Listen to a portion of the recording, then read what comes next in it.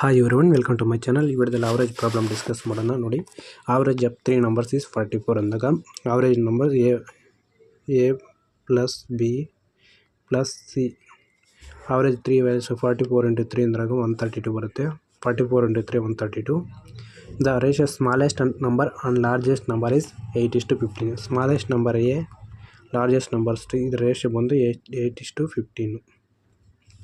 While the sum of smallest and second smallest number, smallest to second smallest ಅಂದಾಗ a plus b value ಬಂದು 72.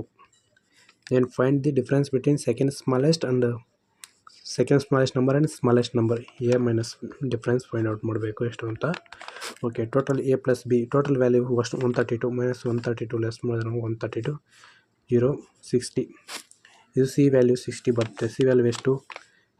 C value 16. C V ratio ಕೊಟ್ಟು ನೋಡಿ, C ratio ಕೊಟ್ಟಿದ್ದಾನೆ. AC 8 15 ಇದು 8.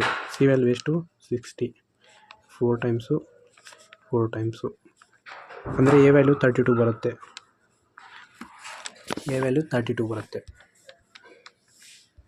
ನೋಡಿ, C value 15 ratio ಬಂದಿದೆ. C value 60 ಆದಾಗ A value 32 ಬರುತ್ತೆ.